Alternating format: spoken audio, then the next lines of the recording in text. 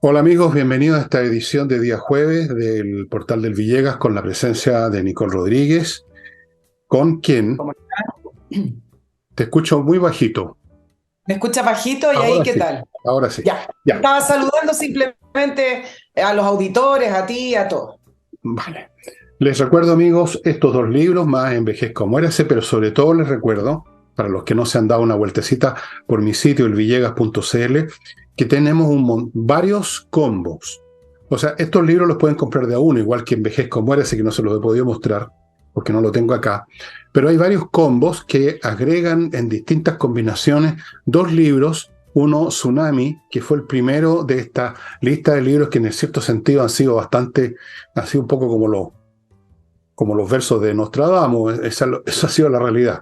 Ese y otro que se llama Julio César, que es un libro chiquitito, ahora se los voy a mostrar. Claro, no sé dónde diablo lo puse. Julio César, que es un libro escrito para niños, para gente joven, eh, con un lenguaje muy simple, pero por supuesto no es un lenguaje para niñitos, o sea, los adultos pueden leerlo sin problema de que están leyendo un cuento de Peter Pan. Sobre Julio César, la República Romana, todo lo que pasó en ese tiempo, por qué se vino abajo la República y se convirtió en imperio, quién era este señor César, quién eran sus enemigos, el Pompeyo, Cicerón, que terminó perdiendo las manos, la lengua y la cabeza, por cómo funcionaban las legiones romanas, porque eran tan eficientes militarmente, eran como una máquina que avanzaba y no dejaba títere con cabeza. Todo eso está en este libro Julio César. Y en Tsunami están los prolegómenos de lo que se vino y que yo vi venir con 10 años de anticipación para horror de grandes y chicos, y ocurrió. Distintas combinaciones, de a dos libros, de a tres libros, con Tsunami, con Julio César, con Envejezca o Muérase, con Insurrección. Usted verá, amigo, esto ha producido bastante interés y se están yendo bien rápido. Acuérdense que se despachan en un día en Santiago y más o menos en dos, no, menos a veces, de dos en provincia. Y les quiero recordar que mañana jueves hay flamenco en la Casa del Jamón, como todos los jueves, ya prácticamente con un excelente conjunto, son grandes músicos expertos en flamenco. Usted llega a las 8:30, un poco antes si quiere, se instala en la mesa que ya reservó con ese teléfono, pide unos tragos, pide algo para picar, después puede comer y empieza el baile, la música, el cante, el guitarreo del flamenco, es una música preciosa. Algún día voy a hacer un sábado explicando detalladamente las estructuras armónicas y melódicas y todo lo demás de la música del flamenco, que tiene influencias de muchas culturas, la cultura árabe, la cultura occidental, la invención propia del pueblo que está en un lugar y recibe estos aportes. Realmente interesante. Y ahora sí, partimos con Hoy me Nicole. acordé del flamenco porque yo estuve en España y también me explicaron que el flamenco tiene distintas versiones, el flamenco popular, el flamenco más elegante, bueno, igual que lo que podría ser la cueca, ¿no es cierto? Sí, Cualquier baile típico también tiene distintas versiones, muy, muy entretenido, es interesante y sí, bonito sí, además. sí, hay hartas formas de flamenco, hay un flamenco más como estilizado y hay un flamenco más popular, más fuerte, más áspero, pero en todas las versiones es una música potente y, ¿qué les digo yo? O sea, es para caerse, es para salir en camilla a veces de lo potente que es.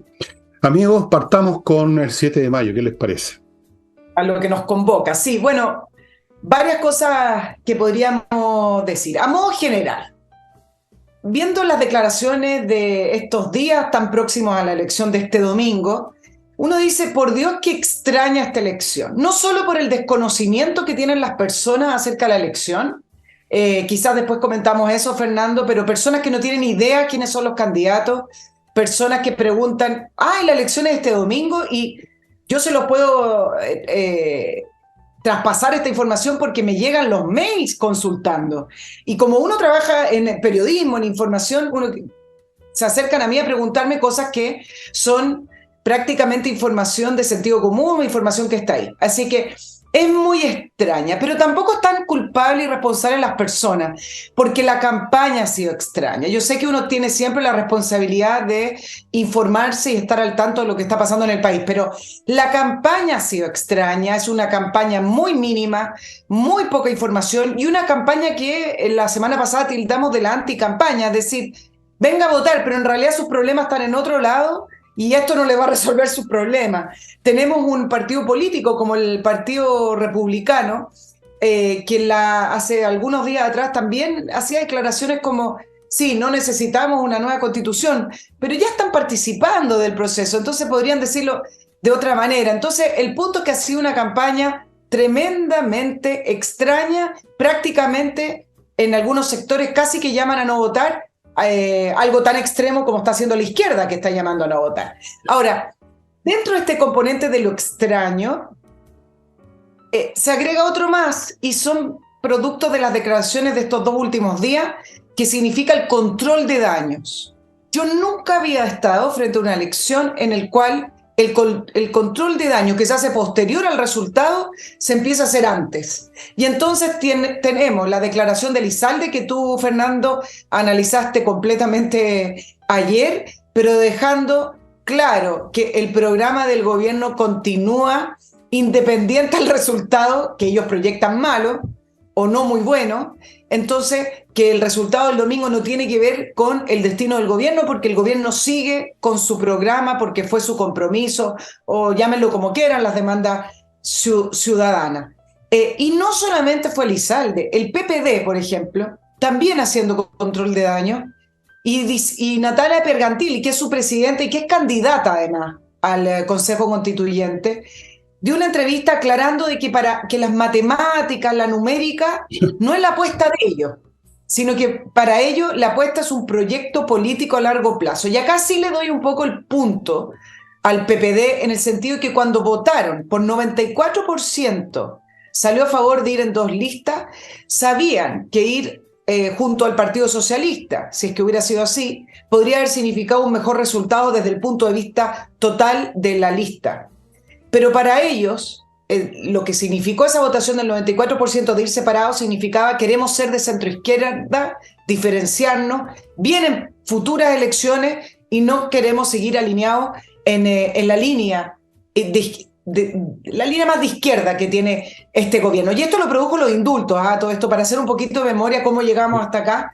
Los indultos del presidente Boric significaron este quiebre. Entonces ellos dicen: nosotros vamos por los cambios, no por las refundaciones, somos de centro izquierda. Y es interesante porque efectivamente está haciendo el control de daño de lo que se proyecta, es decir, que le iría mejor a Prueba Dignidad que a la lista del PPD, que va con la Democracia Cristiana, el Partido Radical, se llaman Todo por Chile, la otra lista se llama Unidad por Chile, pero ellos están diciendo ya de antemano: nosotros los números no nos importan porque esto es a largo plazo, y Elizalde diciendo: a nosotros tampoco nos importan los números porque nuestro gobierno sigue y sigue en la misma línea. Después hablamos de la derecha, Fernando.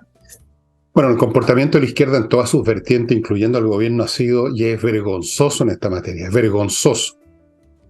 Hoy, recién, ¿no?, un poquito antes de empezar el programa, me decían acá en la casa, en una información que yo no he visto, pero que asumo que es correcta, que el gobierno invirtió para promover, recién ahora, para promover la elección, invirtió 4 millones de pesos en una agencia, no sé, mientras que la vez anterior invirtió cerca de 1.000 millones, porque ellos pensaban que podían ganar, y ya todos vimos al señor Boris gastando sus zapatos por todos lados, no había gente en los ministerios, estaban todos en la calle. Ahora, como ven venir estos malos números, de pronto ya perdieron el interés que nunca han tenido por las matemáticas, y perdieron el interés por la elección, y para que no digan que no hicieron algo, 4 millones que ellos servirá para comprar el café para la agencia de publicidad, para hacer campaña. Es una vergüenza lo de Elizalde, y que van a seguir insistiendo. Yo no sé ya cómo calificar la conducta antidemocrática de esta gente, que esta vez sí que no van a oír de antemano, no solamente el control de daño, sino que le advierten al país que no le van a hacer caso a la calle, que siempre dicen que están escuchando, porque van a seguir adelante con su porquería de programa. Porque digamos las cosas por su nombre, es una porquería, un programa, un gobierno que en un año se las ha arreglado para mantener la economía en caída libre, para hundir la seguridad de este país, y lo siguen haciendo, para reventar el sistema educacional, porque ya casi no hay clase en muchos colegios. Lo único que hacen los niñitos es salir a revolver sus movilizaciones. Han dejado la crema, no han hecho lo que tenían que hacer. La zona sur ya se encuentra en manos de la CAM y de los otros grupos, literalmente. Tú hiciste una excelente nota con gente de allá. Ese es otro país en este momento. O sea, hubo un ejército invasor y nos ganaron. O sea, ¿por qué no luchamos? Hubo una rendición a priori. Entonces, es un gobierno que es una vergüenza. El peor gobierno que ha tenido jamás este país desde los tiempos de Bernardo Higgins, de antes, de Ambrosio Higgins, del abuelo de Bernardo Higgins.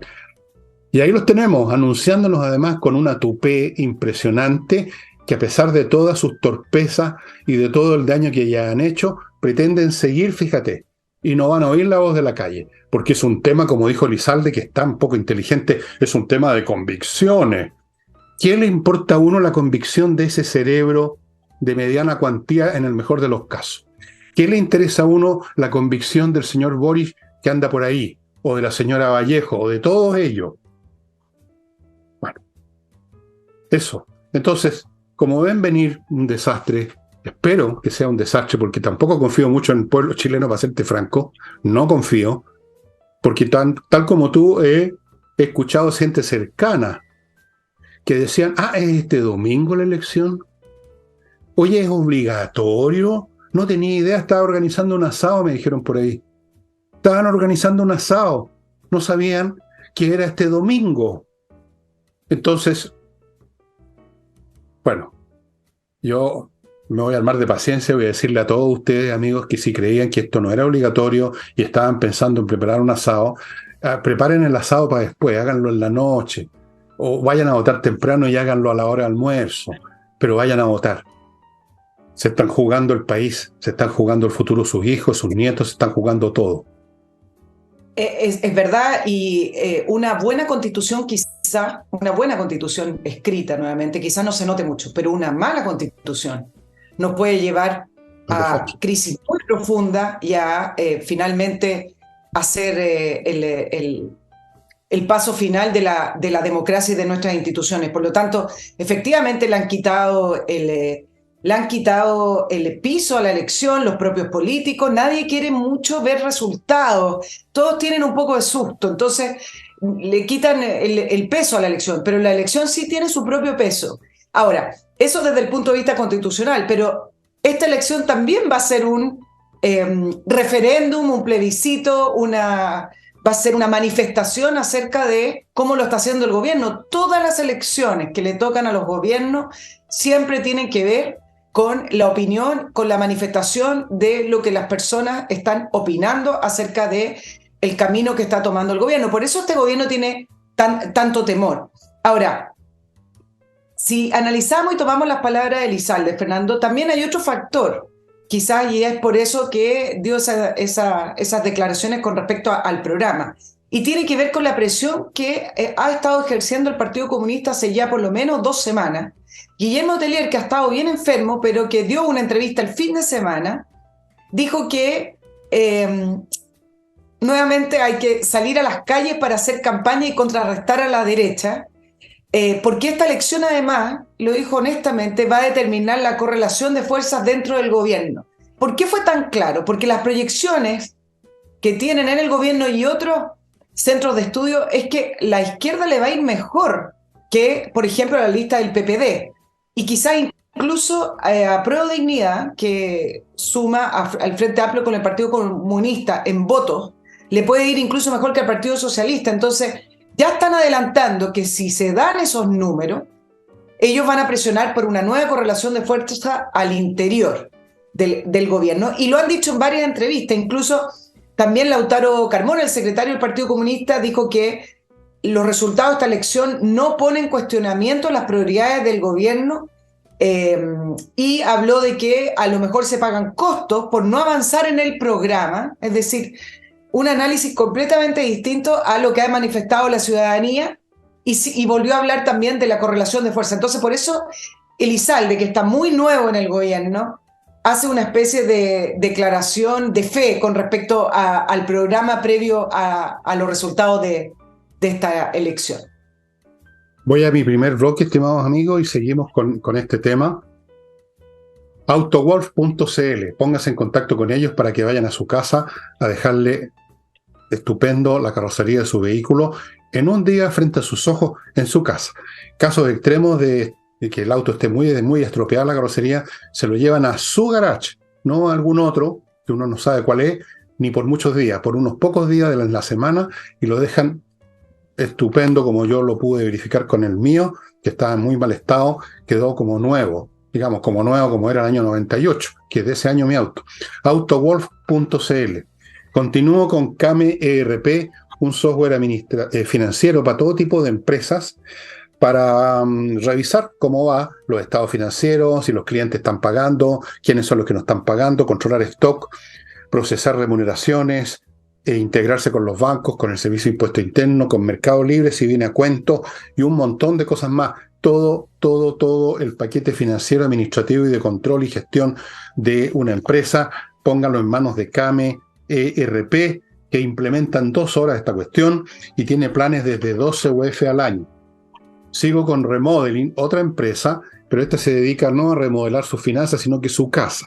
Si usted la quiere amononar, ya sea para vivir en un ambiente más bonito, se está aburrido del color de la pintura, o está preparándola para vender, Remodeling es una empresa con puros profesionales de la remodelación. Pintores profesionales, arregladores o cambiadores de piso profesionales, mueblistas profesionales, arquitectos, todo lo que usted necesite según lo que usted quiera hacer en Remodeling. Y siguiendo con lugares donde uno vive, los edificios, hay también un software para los edificios. Un edificio es un asunto bastante complicado. Todos tienen personal, el conserje, montones de personas que trabajan ahí. Hay que procesar temas administrativos, sueldos, cotizaciones. Está el tema del edificio mismo, la mantención, los ascensores, el agua, la calefacción, miles de cosas. Edifito es un software que atiende todo esto, el conjunto de la gestión de un edificio, y es tan eficiente que se está usando en miles de edificios en toda América Latina. Así es que si usted ha tenido problemas una y otra vez, póngase en manos de este software, consulte, entre a Edifito. ¿Seguimos la lección? Bueno, yo creo que es lo más importante, pero por supuesto vamos a tocar otros temas, tenemos bastante tiempo. Este es un gobierno que no tiene salvación, no tiene remedio, no va a cambiar, no hay una segunda alma que va a agarrar vuelo. Lo más que uno puede esperar es que el alma, que es la misma alma de todos ellos, se aplique con más o menos velocidad, con más o menos éxito. Por eso que he dicho, lo más probable es que las cosas sigan como han estado hasta ahora, pero empeorando a distintos grados de velocidad según las circunstancias del mundo. Por ejemplo, si hay, como yo creo que va a haber de aquí a 3 años por lo menos, va a haber una guerra más en este mundo y la situación económica mundial va a realmente ser espantosa, o si hay una crisis financiera que está agarrando a algunos bancos y esto se contagia, bueno, el plano inclinado va a aumentar su inclinación y nos vamos a ir más rápido. Si las cosas son positivas, si llega la paz, si llegan los extraterrestres, y paran la guerra y todo, vamos a seguir en declive, pero más suave. Eso es lo que yo creo como más probable, pero hay otros cursos posibles. Incluso uno, el más terrible, el más salvaje, el más brutal, de aquí a unos 2 o 3 años, probabilidades escasas, pero es tan terrible que esas pocas probabilidades multiplicadas por su daño son aterradores. Sería un enfrentamiento civil, un conflicto civil ya clásico, o sea, tipo guerra civil, con fuerzas armadas divididas, o sea, todos contra todos. Ese es el escenario más improbable, pero el peor. Pero hay otros también, no sé. Lo que sí está claro es que este gobierno no va a cambiar con ninguna elección, ni con esta, ni incluso si en el plebiscito de salida a la gente no le gusta lo que terminen de hacer y lo rechaza una vez más, el gobierno va a seguir con los Elizalde diciendo que ellos tienen convicciones. Sí, ahora, con respecto a los cambios que puede tener el gobierno, efectivamente en el programa no, pero sí podrían haber movimientos que serían interesantes según sean los resultados. Por ejemplo, a Prueba Dignidad siempre le molestó que el PPD junto con el Partido Radical, la DC no está en el gobierno, así que prácticamente no cuenta, No está en ninguna hayan decidido ir por una lista aparte. Dicen que eso sí, en el número total de votación de la centroizquierda y de la izquierda les va a pesar. Por lo tanto, si realmente le va mal a la izquierda y le va mal al PPD en su conjunto, sí le van a achacar el resultado y quizás ahí ponen en una posición muy incómoda a Carolina Toá. Pero como sea, hay muchos analistas hoy tirando algunas cifras y todo. Yo creo que a modo general decir que me da la impresión de que lo que va a ocurrir en esta elección es que todos van a agarrar ciertos números y ciertas cifras, como dice nuestro presidente, cherry picking, para poder interpretarlas a su gusto. Y para no parecer, y siempre ha sido así en todo caso, para no parecer muy perdedores o para parecer realmente triunfadores. Pero ¿cuáles son las cifras que nos interesan en lo global? Uno, el gobierno debiera obtener, el gobierno me refiero a su lista oficial y si le sumamos el PPD, por lo menos dicen algunos el 38% que obtuvo el apruebo. El gobierno siempre ha estado, el presidente Boric en aprobación con esa cifra del 25%, entre 20 y 25, que es esa cifra dura que obtuvo en primera vuelta y es esa cifra que siempre lo sigue o que lo aprueba independiente a lo que haga. Esa es la cifra importante para el gobierno porque menos de eso sería un fracaso total. Menos del 38% que obtuvo el apruebo sería un gobierno en la UTI. Luego está la diferencia entre la lista del PPD con la lista del Partido Socialista. Y luego tenemos la global de esas dos listas para sumar cuántos votos aprueba la conducción que tiene este gobierno. Y desde el punto de vista de la derecha, la guerra ha sido mucho más dramática porque acá se disputan efectivamente la hegemonía, como se dice, de la centro derecha y como se proyecta que el Partido Republicano va a tener un muy buen resultado. Esa es una de las cifras también más importantes porque tiene que ver con los liderazgos y porque el Partido Republicano ha tenido un líder encabezando la campaña electoral con José Antonio Kast, no así Chile Vamos, por lo tanto la diferencia entre ambos bloques es importante y la suma de ambos porque la suma de ambos va a escribir la Constitución.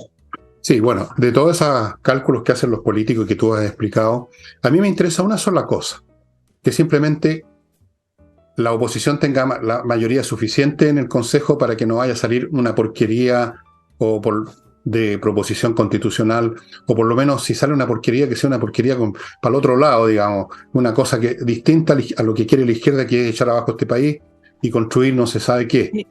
Eso es lo único que me interesa, que salga un número de concejales, que no vaya a producirse la situación de la vez anterior, en que ellos dominaban la escena con un nivel de arrogancia y prepotencia increíble, que les costó caro, finalmente, porque son tontos y no saben medirse, no saben disimular, no saben usar el lenguaje adecuado, hicieron cuanta cosa, incluyendo la metida de la banderita, ustedes saben dónde. O sea, eso también forma parte del cuadro.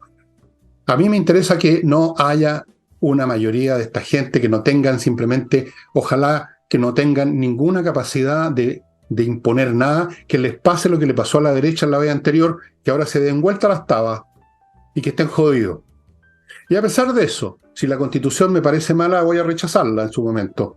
Porque hay que tener mucho cuidado. Hay personas que pueden decirse de oposición, pero que piensan con las patas, no con la cabeza, y pueden, así creyendo que la están haciendo bien, crear una Constitución que tiene efectos de segunda o tercera, digamos, pasada nefasto. Vamos a ver.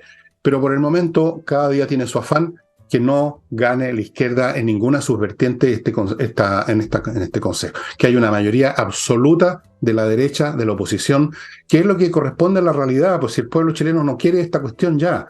Incluso muchos de los que votaron por el señor Boric ya se pegaron en el cachofazo, no mucho, pero bastante. Eso es todo lo que yo espero, fíjate. Bueno, si quieres pasar otro tema. Sí, hablemos porque tengo hartos temas y hoy día el tema fue la economía en sus distintas fases. Bueno, lo que fue noticia fueron las cifras económicas del país, malas cifras. El IMASEC cayó 2.1 comparado con el mismo periodo. Se esperaba menos, la caída fue de 2.1, principalmente por la minería y la industria, y después me voy a referir acerca de la minería porque eso tiene que ver también con la política nacional del litio. Ahora, con respecto a las malas cifras del IMASEC, la polémica empezó por por los tecnicismos de Marcel tratando de explicar que no estamos en recesión técnica, porque si uno compara con el año pasado, pero después si uno compara con este mes, entonces si le sacamos la minería las cifras son positivas. Y en conclusión, tratando de explicar lo inexplicable a matacaballo, tratando de decir que no estamos en recesión técnica. Y algunos analistas, algunos economistas, bueno, Marcel tiene razón, porque si uno le saca por acá o le pone por allá. Da lo mismo. El punto es que las cifras económicas del país son malas. Si lo quieren llamar recesión técnica, recesión, empobrecimiento, decrecimiento, yo me parece que a la gente no le importa, las cifras son malas. Entonces, vamos por parte. Independiente entonces a todos esos tecnicismos, varias personas decían, ok, pero el ministro Marcel, tanto que intenta explicar las cifras, ¿qué nos propone para crecer? ¿Qué nos está proponiendo este gobierno para salir de este decrecimiento, para salir de este estancamiento económico que al final significa empobrecerse? Y en paralelo dice, bueno, tiene todas estas cifras, pero insisten en la reforma tributaria, aprobaron las 40 horas, que el sueldo mínimo, que el royalty, que la reforma previsional cargándole impuestos al trabajo, una política nacional del litio. Entonces, ¿cuáles son las acciones concretas? ¿Cómo vamos a crecer? Nada. Y entonces Marcel sacó otra cartita bajo la manga, que lo ha explicado muchas veces. Dice que también estas cifras se explican por la incertidumbre, dice. O sea, es decir, lo que quiere decir Marcel, porque no le voy a leer todo lo que dijo en esa cita, si le aprueban todos sus proyectos, es decir, él habló de la incertidumbre con respecto a la reforma tributaria, por ejemplo. Si le aprueban todos sus proyectos, entonces se acaba la incertidumbre y se acaba el problema. La gente va a venir a invertir a Chile, usted va a invertir en su negocio, usted le va a meter más plata a su negocio, sí. Y es completamente al revés. Si le llegaran a aprobar todos estos proyectos tal cual como están, sí, se acaba la incertidumbre, pero se profundiza el problema, porque estos proyectos son malos y estos proyectos ahogan la inversión. Por lo tanto, este tema de la incertidumbre, Marcel lo ha repetido muchas veces. El señor Marcel se ha convertido en un Tony en esta materia ya, pues simplemente dejó de ser economista. El argumento de él es como este, decir, mire, tenemos cáncer, y no sabemos si nos vamos a morir, si nos quedan 3 meses de vida o nos quedan 6 meses, pero si usted se mete una pistola en la boca y aprieta el gatillo, se acaban la incertidumbre. Se acaba, péguese un balazo y se acaba la incertidumbre. Ese es el argumento del señor Marcel, que aceptemos sus normas para que finalmente el país se derrumbe, y claro, se acaba la incertidumbre porque tenemos la total certeza que el país se derrumbó. Regio, qué inteligente Marcel, sí, es una cosa de no creerlo, de haber estado en el proyecto de la bomba atómica en el año 44 con Oppenheimer, se pasaron de listo. Así que tenemos que terminar con las incertidumbres tirándonos de frentón en piquero al abismo, tal cual ya nos estamos derrumbando. Pero para terminar, para que sea todo más rápido, la pistolita aquí, ya. ¿Te acuerdas cuando llamaban a aprobar la Constitución para terminar con la incertidumbre? Imagínate lo que hubiera significado. El mismo argumento, el señor Marcel está demostrando que produce estúpidos argumentos. Saquen ustedes sus conclusiones. Pero no es el único, está muy acompañado. Vamos a ver, yo no sé qué más se puede examinar de la situación económica. Claro, el país todavía funciona porque la gente tiene que comer, la gente tiene que salir en la mañana, hacer sus pegas, van a sus tiendas, van a sus negocios, siguen produciendo, tratan de mantener a flote sus cuestiones. Eso es lo que nos mantiene todavía más o menos en pie. Pero llega un momento en que se derrumba todo. Y con estas medidas, con lo de la minería, por ejemplo, que fue uno de los factores que más bajó en la economía ahora, el comercio, 5,4% es mucho. Es exactamente la mascá que agarra los excedentes, la rentabilidad. Pero tú no necesitas llegar al 50% menos, con el 5 o 10% ya estáis medio solo. Claro. ¿Cuántos negocios han cerrado? ¿Viste las cifras de gente que ya no está pagando sus deudas? En parte porque no pueden y en parte porque se ha generalizado esta sensación de impunidad. Yo no pago ni una cuestión y sigo viviendo igual, vendrá un perdonazo, etcétera. Entonces, cuando tú ves la generalización de eso y ves a un gobierno de incompetentes que busca dar explicaciones, que busca pintar el cuadro lo mejor posible y que cuando toman medidas para empeorar las cosas, francamente, yo no sé a dónde vamos a terminar. Cuando yo digo que Mira, vamos a ir en una declinación nada más, créanme que estoy siendo súper optimista, porque hay otros escenarios. Dije, yo tengo 5 escenarios en mi último libro que le voy a presentar muy pronto. Uno de ellos, el más positivo, es que sigamos cayendo, pero más o menos a una velocidad razonable, si es que hay algo razonable en las caídas. Todos los demás son peores. En esa situación estamos con este gobierno. Y yo no sé si que hay gente todavía, Nicole, que cree que Marcel es el hombre que va a impedir que los niñitos chicos hagan más huevas. No sé, yo creo que no. Yo creo que se convirtió, además tomado de la mano por el amor. Esto yo creo que ha sido un factor muy importante en Marcel. mira, con respecto a la contracción minera, es súper importante la cifra, porque cayó 8.5 en estos 12 meses. La manufactura, que cayó 2.5. La manufactura, ¿qué es lo que es? Son las empresas industriales. Es el famoso valor agregado que le quieren dar a este país, porque si no seríamos una bodega de importaciones y exportaciones. Bueno, eso es lo que viene cayendo, lo que se supone que este gobierno quiere impulsar. Y acá entra el tema de la política nacional del litio con el siguiente punto. ¿Quiénes serían los protagonistas de la política nacional del litio según como la presentó nuestro presidente? Codelco, el Estado chileno, Codelco y Enami. Bueno, y acá uno dice que hay que ponerle un poquito la cifra sobre la mesa. No es un problema porque algunos dicen, bueno, todo lo que venga del Estado lo critican porque quieren que los privados se lleven la plata. No, no es un problema de decir nada con el Estado, de decir todo lo que venga del Estado malo. El problema es este Estado y el problema es estas empresas públicas que terminan siendo empresas políticas ineficientes. No es, hay países que tienen en algún tipo de industria, en Alemania, algún tipo de joint venture entre privado y Estado, pero no de esta manera, y tampoco de la manera en que está concebido el Estado chileno con las empresas que cada día más, en el caso de Codelco, que tiene todo un gobierno corporativo, cada día más influye el presidente y su ministro sobre Codelco. ¿Y en qué ha terminado esto, Fernando? En que Codelco, que presentó su cifra, tuvo una caída brutal, 73% en sus excedentes. Esas cifras son de ayer. Y se explican por varias razones, pero principalmente por atrasos en los proyectos, dificultades operativas, aumento de costos directos que crecieron casi 38%. Entonces, además tenemos producción que para este año va a ser la más baja en décadas. ¿Qué significa esto? Que Codelco es una empresa ineficiente.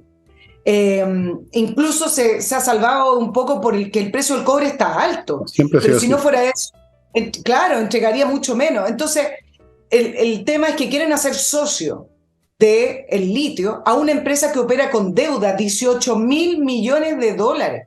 Entonces tiene que ver con los personajes en cuestión, no tiene que ver con rechazar políticas nacionales por decir, bueno, todo lo que venga este gobierno, todo lo que venga el Estado, no. Es porque estos serían los socios de la política nacional. Sokimich, que es una empresa privada, que es el litio, tú sabes que el año pasado pagó más que Codelco en impuestos. Como empresa privada le ganó al cobre estatal. Pagó 5.000 millones de dólares al Estado, al Bemarle, que también es una empresa privada en el litio, pagó también mucho más de lo que estaba contemplado. Entonces, si tú los pones a competir, por supuesto que Sokimich, siendo una empresa privada, hoy en el diseño que tiene el litio está entregando más recursos de lo que va a producir el litio en sociedad con el Estado. En el modelo que está proponiendo el presidente Boric, Chile va a recibir menos recursos. Eso está proyectado. Así que el punto tiene que ver con esto, con poner las cosas concretas y poner las cifras. ¿Cómo está funcionando esta empresa? Mal. Está funcionando con deuda, están funcionando atrasadamente como empresa estatal.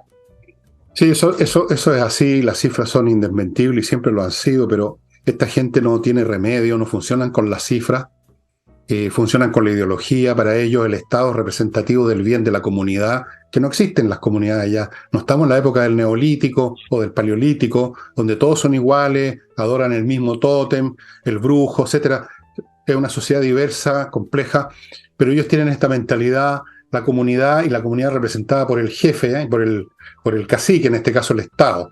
Y el Estado además sirve para, digamos, encaramarse ahí y parasitar, porque hay gente en general, muchos de esos sectores vienen de, ¿cómo decirlo que no sea muy feo? Gente que es incompetente, pues, gente que en el mundo privado, cuando están en el mundo privado les va como las pelotas, si uno los conoce, les va mal, son malos profesionales, inician un negocio y no les funciona. Entonces el Estado es el gran salvavidas. Entonces son estatistas de corazón, por interés, por ideología, porque no son capis de funcionar bien en la vida privada, por envidia y resentimiento contra los ricos, contra los poderosos, contra los exitosos. Mira, es una suma de factores psicológicos que hacen que una persona, contra toda la evidencia matemática que tú estás dando, aún así insista en el Estado. O sea, es una cuestión psiquiátrica ya ni siquiera política. Y eso envuelto en la ideología marxista, comunista, el Estado que representa todo, ya no hay clases, ya no hay explotadores. Y con todo ese menjunje llegan a decisiones como esta, que son simplemente de un absurdo que no lo han podido entender fuera en el mundo. Porque ellos piensan que aquí se funciona con números también, como en todas partes. Y dicen, ¿pero cómo? Y dan las cifras que tú das. Una empresa privada produce mucho más, una empresa relativamente nueva, explotando un producto relativamente nuevo, además que el cobre que llevamos más de medio siglo en esa...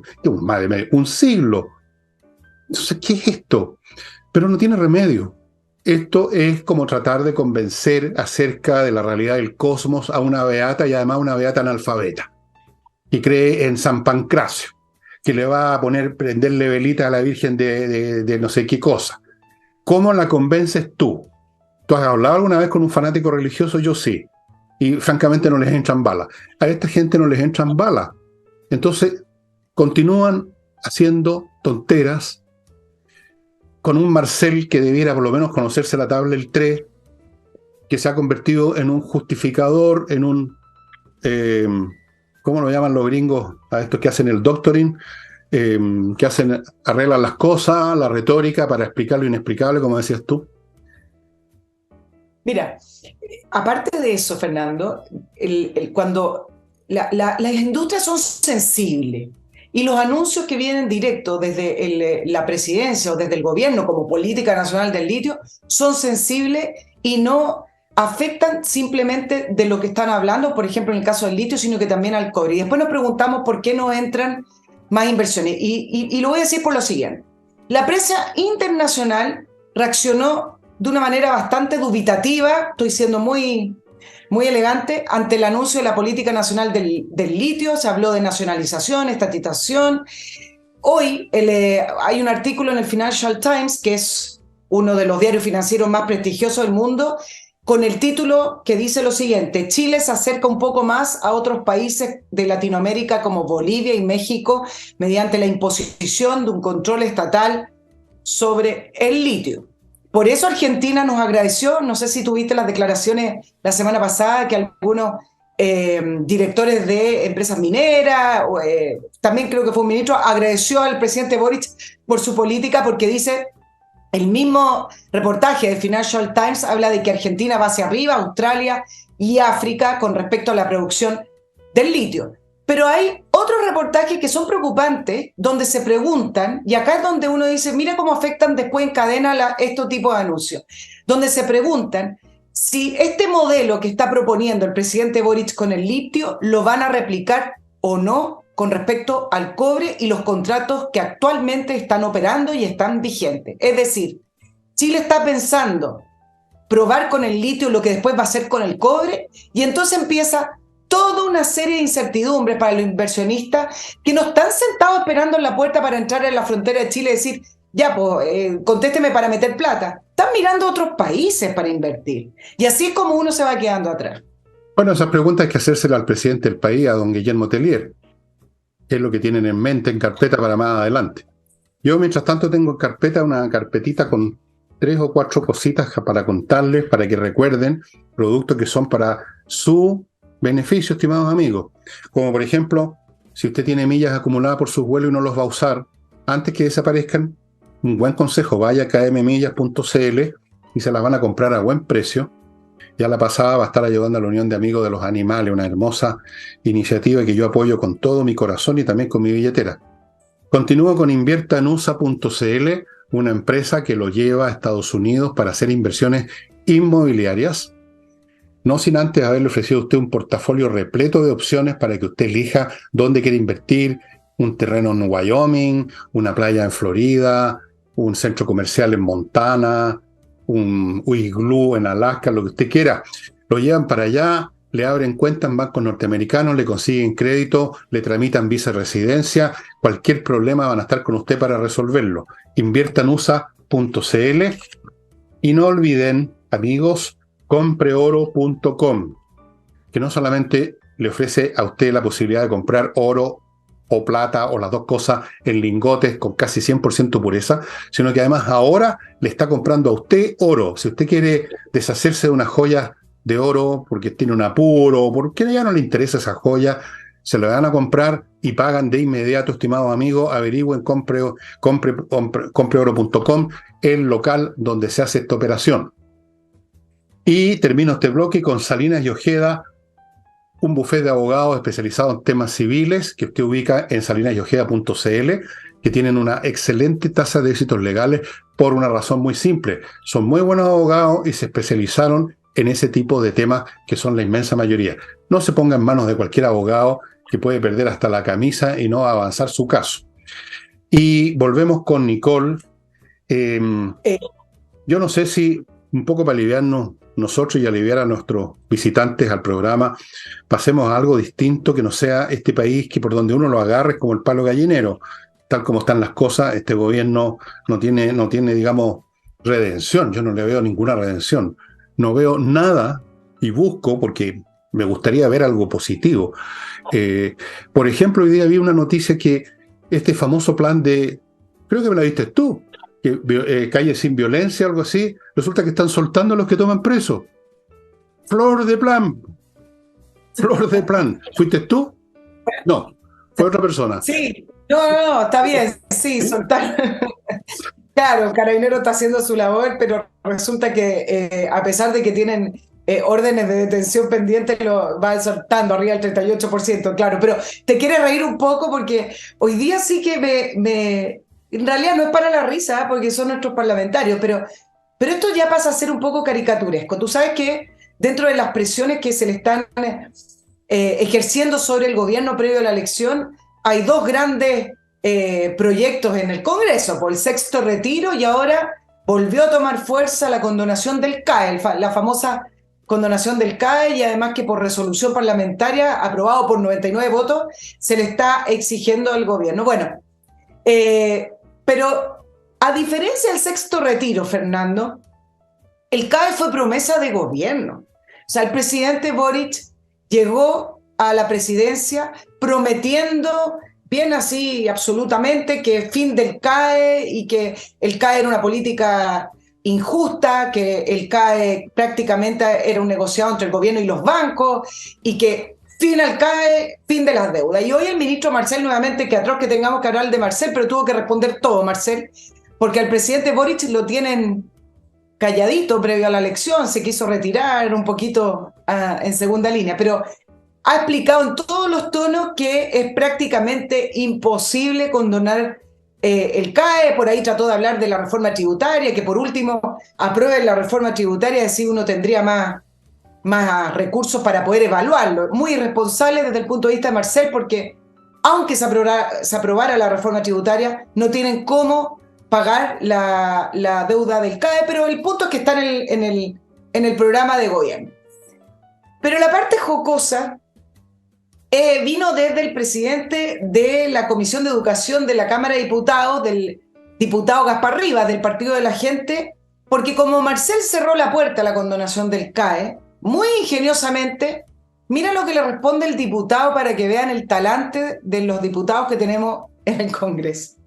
Si el ministro está tan preocupado que la condonación del CAE involucre recursos del Estado, lo invito a que apoye el proyecto de ley de condonación del CAE y lo lea, porque este proyecto no solamente condona el CAE, sino que elimina totalmente las deudas que tanto el Estado y los usuarios del crédito tienen con la banca.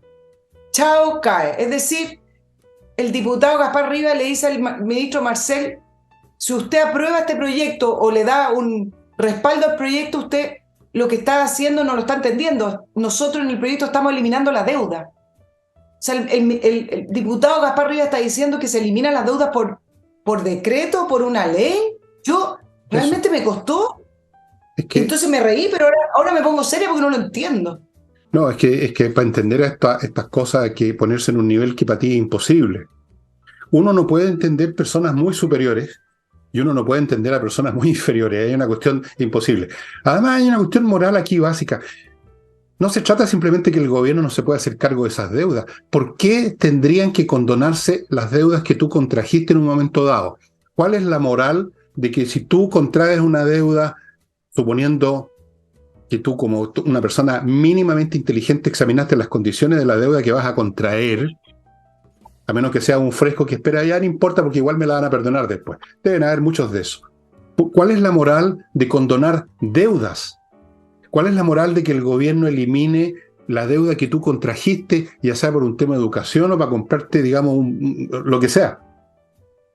¿Te das cuenta la señal que da a este país que ya está conformado con demasiada gente que no quiere, digamos, hacerse cargo de sus responsabilidades, que está esperando bonos, regalos, perdonazos, que no se cumplan las cosas, partiendo por los de arriba, que no pagan las multas del tránsito, que tienen apoyo para sacarse los problemas, como el señor Jadue, que se le desaparecen las pruebas? O sea, ¿qué clase de país es este? ¿A dónde vamos? Esto ya ni siquiera sería como México, esto sería como Haití. No, peor, no sé. O sea, ni siquiera se debiera discutir el tema. Si tú contraes una deuda, tienes que pagarla. Esa es la moral de tomar un crédito. No puede, por el hecho que hay muchos que no pueden pagar o dicen que no pueden pagar, pero mientras tanto van todos los fines de semana a los malls a gastar. Tú no puedes simplemente convertir la irresponsabilidad, por mucha gente que haya caído en eso, en una norma legal. Es increíble. Por Mira, eso es que no lo puedes entender tú, po.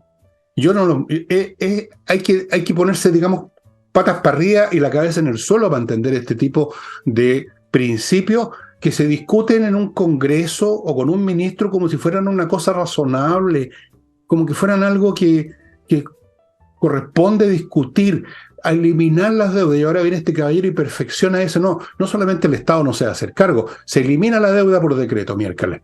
claro, Eliminemos todas las Marcelo, deudas, entonces. Tiene usted deuda en los voy almacenes París, tiene deuda en Falabella, tiene deuda en el supermercado, no se preocupe. Van a llegar los congresales a eliminarla. Flor de país. Flor de país, exactamente. Después dijo, bueno, que se hagan cargo las bancas, es decir, él quiere que no se cumplan los compromisos. Esto fue una política de Estado, recordemos, para que Increíble. se ampliara el acceso a la educación. Pero mira, pongámosle un poco el trasfondo a este tema y por qué esta idea que se instaló en nuestro país con respecto a no me gusta, lo encuentro injusto, no lo cumplo, no lo hago. Que es un poco también con respecto a, quizás después se extendió la violencia, que tenía que ver, encuentro injusto este modelo, encuentro injusto las farmacias, que la banca, que el retail, rompamos todo. Eso fue el extremo de esto. Pero, ¿cómo comenzó el tema del CAE y de criticar el CAE? Recordemos que esta generación que estaba hoy en el gobierno, su eslogan tenía que ver con la educación. Y la educación tiene que ser gratuita. Claro, después pusieron y de calidad, que nunca llegó. Pero educación gratuita porque ellos consideran que es injusto, porque para ellos la justicia la definen ellos. Es injusto tener que pagar por la educación. Por lo tanto, presionaron para eso y terminaron con una reforma educacional en la cual se implementó educación gratuita, universitaria, en tramos, etcétera. Nunca ha sido 100% gratuita. Producto de eso, en que se avaló esa política de que la educación tenía que ser gratuita, que el modelo era injusto, que se lucraba con la educación, surge también, que venía de antes la petición de poder condonar las deudas del CAE, pero surge con mayor fuerza avalar este tema de condonar la deuda proveniente de la educación. Y entonces van un poco de la mano también este tema de decir, bueno, como yo encuentro injusto el modelo, como yo considero que tenía que ser gratuito, entonces todo lo que venga de atrás, que instaló en los gobiernos de la concertación, debería ser deshecho porque no es el modelo que nosotros queremos. Por eso ellos también han estado apoyando esto. Son casi $500 millones anuales, ¿eh? Son Bueno, cifras estratosféricas para el Estado, si es que se condonará. esta es la filosofía y la ética de los chantas, simplemente. Los chantas, los perdedores. No, no es justo que haya alguien más inteligente que yo, que le va mejor que yo. No es justo que un estudiante que es más listo y estudia más saque mejores notas, así que eliminemos las pruebas. No es justo que si yo contraigo una deuda, después tengo que pagarla. No, no es justo. No es justo que haya alguien que es más famoso que yo. No es justo, No es justo, no es justo, no es justo que haya alguien mejor que yo, en cualquier aspecto. No es justo. La justicia consiste en que somos todos chantas. La justicia es que somos todos pobres. La justicia es que estamos todos sin pega. La justicia es que estamos todos muriéndonos de hambre. La justicia es que somos todos unos pobres y tristes huevones. Esa es la justicia como la entiende esta gente. Y como es una concepción completamente absurda, lo que sucede es que todo se hunde, el país se hunde, la economía se hunde, y la justicia consiste en que nos ahogamos todos por igual. Como cuando se hunde un barco, todos se ahogan. Los de primera clase, segunda, el estirage, todo el mundo se ahoga por igual. Ese es el colmo de la justicia para esta gente. Todos reventados, todos jodidos, todos iguales, todos abajo. Gran justicia. Al fin se hizo justicia en este mundo, porque ya no hay más tipos que están más arriba que yo, son mejores que yo, que tienen más éxito que yo, que se creen estos infelices, me desposeyeron, me explotaron, echemos todo abajo, rompamos todo, como dices tú. Esa es la filosofía que anima a esta pobre gente. Y aquí, perdóname que te diga esto, y perdónenme señores, pero ese es el problema con la democracia.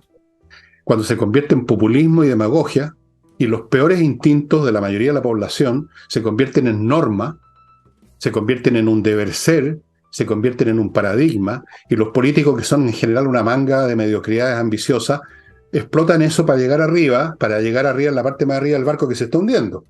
¿Te acuerdas del Titanic? Los tipos como trataban de irse a la parte que todavía estaba sobre el agua, es la misma cosa. Entonces, eso es lo que reina hoy en materia de deuda, en materia de... Mira, en materia de educación está el tema de las deudas, está el tema que quieren eliminar las pruebas, porque eso no es justo. No es justo que tú sacas un 7 y el otro saca un 2. No es justo que sea más inteligente que yo. ¿Cómo va a ser justo? Si somos todos iguales. ¿Qué se cree ese huevón que sacó un 7 y yo un 2? ¡Qué injusto! Eso es. ¿De acuerdo? Y ese concepto reina por todos lados. Sí, ahora desde el punto de vista económico yo voy a hacer un punto acá con el CAE y también con el TAC, porque también hay toda esta presión que no más TAC y no. Tanto el CAE como el TAC en su origen sí tenían cláusulas abusivas. Y yo acá voy a hacer un punto porque nos perdimos la oportunidad de discutir un modelo de desarrollo que pudo haber sido muy virtuoso, pero producto de la corrupción entre la clase política y el mundo empresarial. Ese modelo virtuoso se convirtió en un modelo vicioso. El CAE efectivamente en un principio tenía intereses que eran abusivos. En el último gobierno de Sebastián Piñera, si que mal no lo recuerdo, o de haber sido el primer gobierno de Sebastián Piñera, finalmente los intereses que se pagaban por el CAE terminaron siendo intereses normales, intereses que se pagaban en la banca como cualquier persona. Lo mismo con el TAC, con las utilidades que se le aseguraron a las empresas. Un modelo que es tremendamente virtuoso, el poder construir carretera, pero que entran los privados y que usted tiene que pagar por pasar, donde se deberían pagar tarifas racionales, terminó siendo también un modelo viciado porque se le entregó a estas empresas un modelo de negocio en el cual tenían utilidades excesivas, también con cobros de atraso y intereses excesivos, más allá incluso de lo que es en el mercado normal. Entonces, venimos de eso, pero nos pasamos a un extremo, y un extremo que no solo soluciona, sino que lo empeora. Bueno, además te puedo decir dos cosas respecto a lo que tú has dicho. Primero, que por abusivas que sean las cláusulas, nadie te llevó la mano a la fuerza para firmarlas. Tú tienes que examinar las cláusulas que estás firmando. Primera cuestión. Segundo, abusivo y todo, el asunto produjo miles de personas que entraron a la universidad y que se recibieron de profesionales. El abuso está presente en todo sistema social porque así es la naturaleza humana. La gente quiere maximizar, la gran mayoría de las personas son deshonestas, son abusivas, ponen la pata encima. Eso es una constante histórica. La cuestión es que hay abusos que funcionan, que hacen funcionar la sociedad, y hay abusos que no los hacen funcionar. Los abusos que se cometen en una sociedad libre, que por supuesto existen, son irritantes, pero esa sociedad funciona y crece en términos generales a pesar de los abusos. No por los abusos, sino que a pesar de los abusos. En las sociedades, en los modelos de izquierda, siguen los abusadores, siguen los sinvergüenzas, siguen los que no pagan las deudas, siguen los que se roban o desfondan en municipios o cualquier otra cosa, como están haciendo ahora también, pero además no funciona nada. Así que Yo alguna vez mostré un libro donde se explicaba cómo se construyó el ferrocarril transcontinental en Estados Unidos, plagado de irregularidades, de abuso y frescura, pero se construyó. Yo ahí aprendí mucho leyendo ese libro. Porque si uno quiere aplicar el purismo e imaginar una sociedad donde de puros virtuosos, que todos se comportan conforme a la ley, bueno, uno puede soñar las utopías que quiera, pero eso nunca ha existido. La cuestión es qué es lo que funciona y qué es lo que no funciona. Esto con abusadores funciona y esto con abusadores no funciona. Yo me voy con los abusadores que funcionan, fíjate tú. Por último, uno puede arreglar eso, como hizo Piñera, precisamente como tú indicas. Tú lo puedes arreglar eventualmente, pero los abusos que no funcionan, o sea, cuando el barco se está hundiendo, no tiene arreglo. Último bloque, estimados amigos, para darle los últimos minutos, como de costumbre, a Nicole, como corresponde, porque soy un caballero. Fastmark, que tiene una nueva sucursal en Puerto Vara, les recuerda que es un courier chileno que le trae desde Miami al país por vía aérea o marítima lo que su empresa necesita o usted como persona haya comprado en cualquier negocio y por pequeño que sea lo que haya comprado. No tiene necesidad que vengan un container, se lo van a traer, tienen servicio de paquetería. Continúo con patriciastocker.com, un grupo de profesionales que se encargan de todas las labores que son más o menos complicadas y engorrosas para un civil común y corriente, de registrar su marca comercial, defenderla, renovarla, protegerla en Chile y en el mundo. patriciastocker.com. No deje eso para mañana o para pasado, porque en cualquier momento llegan a reclamarle que esa marca la registró alguien y le arman problemas. Continúo con Learning Group, este grupo de especialistas que capacitan a personas que quieren ser emprendedores y que no saben cómo partir. Emprendedores desde cero. Ellos, los que sirven en esta academia como profesores, son emprendedores que les ha ido bien. Perdón, les ha ido bien. Deben ser fascistas pobres. Les ha ido bien. Dan clases de cómo iniciar un emprendimiento que a usted le vaya bien. Ofrecen cursos presenciales en una sede que tienen en Providencia. Ustedes pueden ver los detalles en el aviso. Ofrecen también cursos transmitidos en vivo por internet. Hay toda clase de cursos para toda clase de posibles emprendimientos. Learning Group. Sigo con Hey, el corredor que todavía vende bienes inmobiliarios en este país por sus métodos muy especiales. Si tiene estancada una propiedad con un corredor que no mueve un dedo, póngase en contacto con Ángel Hey. Y termino con miclimo.com, la mejor climatización. Miren, estoy casi poco menos que en cuero, porque tengo la temperatura que yo quiero en mi casa. miclimo.com está haciendo un tremendo éxito en el sur de Chile. Muchas empresas están instalando en sus oficinas y yo le recomiendo, porque yo lo tengo en mi casa y sé lo bueno que es el sistema, que lo haga usted también. Y ahora, Nicole, usted es la dueña del programa hasta que termine.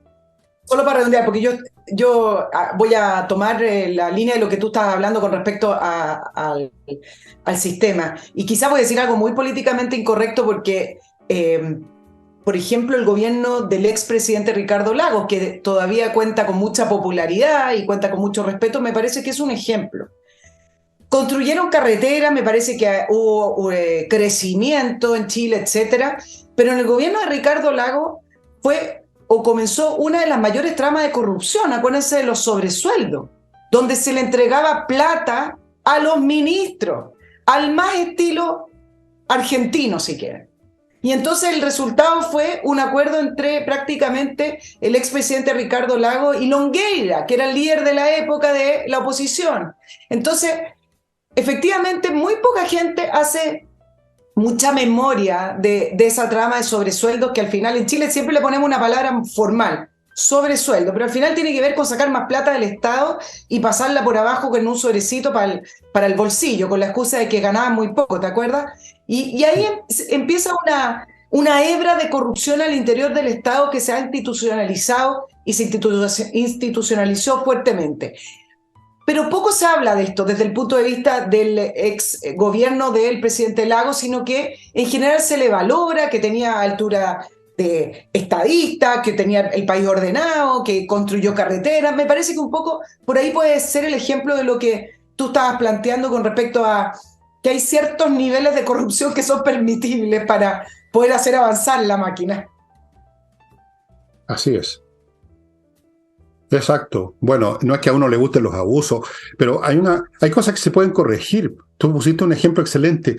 Piñera corrigió el tema de los intereses de los créditos. Se puede corregir. Las cosas que funcionan se pueden corregir. Las cosas que no funcionan no se pueden corregir, están muertas.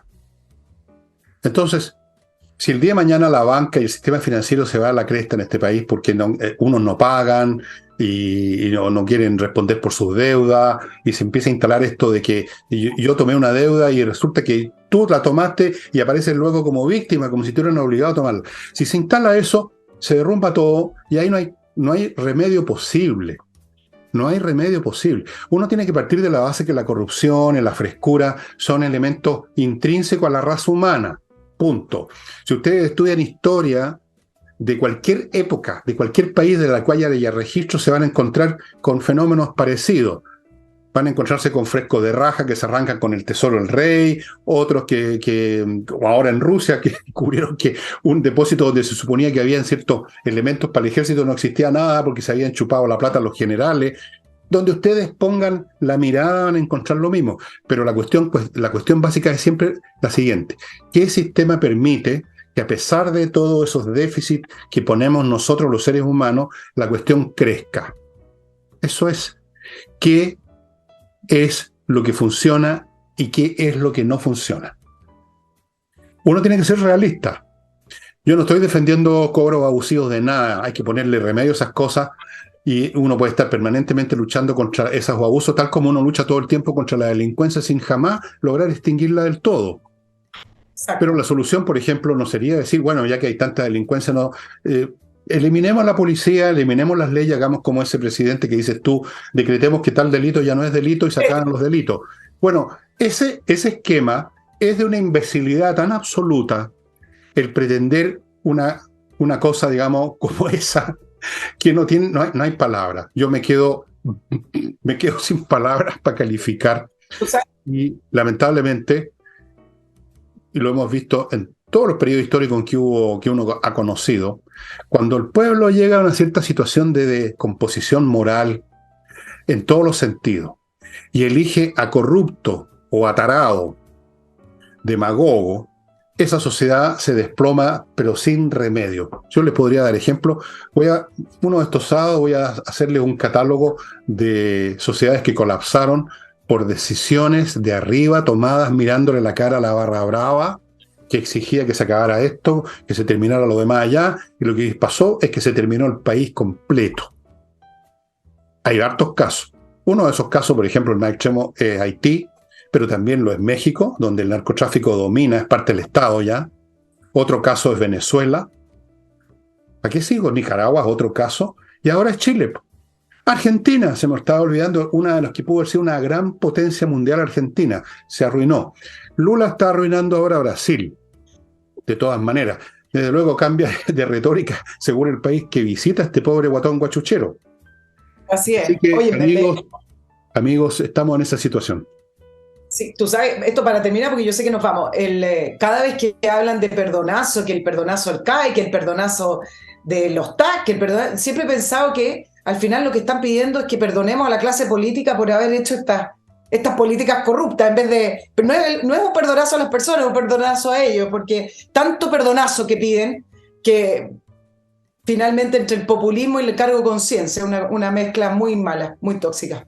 Y no tienen perdón de Dios, ¿eh? Yo no sé si a lo mejor Dios les va a dar un perdonazo, pero yo no se los doy. Si fuera por mí, oye, mejor ni digo. Este país necesita realmente una cánula de este volado para limpiarlo, realmente. Y no, estoy hablando en serio, ¿eh? Estoy hablando totalmente en serio. Hemos llegado a esa situación. Cirugía mayor. Y bueno, estimados amigos, tenía pensado hablarles un poco de lo que está pasando en este momento en la guerra ruso-ucraniana, pero lo voy a dejar para mañana. Y porque ya empezó, parece, el contraataque ucraniano y los rusos están mamá el indio. Así, porque le están sacando la cresta por todos lados. Sí, y se estaba acabando la primavera, Fernando. Sí. Esta es una guerra muy, muy especial desde el punto de vista de la información, porque transparente. Con varias semanas de información es muy transparente, una guerra de cristal. Una casa de cristal. Es un partido de ajedrez. Sí, con semanas de anticipación tú ya sabes que viene la arremetida ucraniana, que los rusos están preparando esto.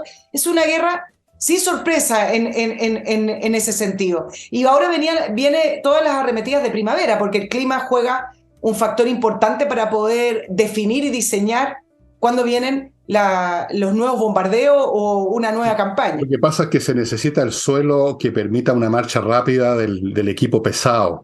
Tú no puedes avanzar rápidamente con tanques que son la punta de lanza de una columna de ataque, de penetración. Si el barro te demora o incluso quedan pegados ahí en el barro, quedan como un elefante así que se ha caído en un pantano, se convierten en patos de feria. Bueno, amigos, eso lo veremos mañana solito.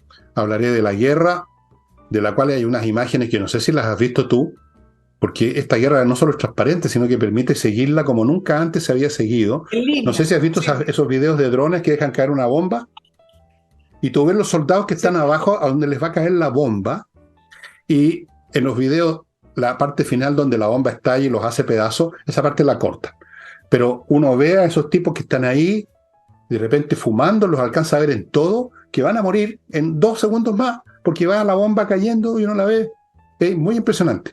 Bueno, amigos, sería todo por hoy. Gracias, Nicole, por tu tremendo aporte, como siempre, que mantiene este programa. Y no olviden los videos de que tiene Nicole en su canal. Los miércoles siempre una. El del sur es muy impresionante, y el que hizo, los que ha hecho sobre economía son entrevistas muy buenas. Así es que les recomiendo que las vayan a ver. Y ahora sí, nos despedimos. Creo que no queda nada más por decir. Que vayan a votar, nada más. Eso, Chao. no dejen de ir a votar. Les vamos a pasar examen el martes con Nicole. Si no han votado, tan poto les vamos a hacer. Ya. Nos vamos a perseguir uno a uno. Los Ya. tenemos identificados. Ya, chao. Bueno,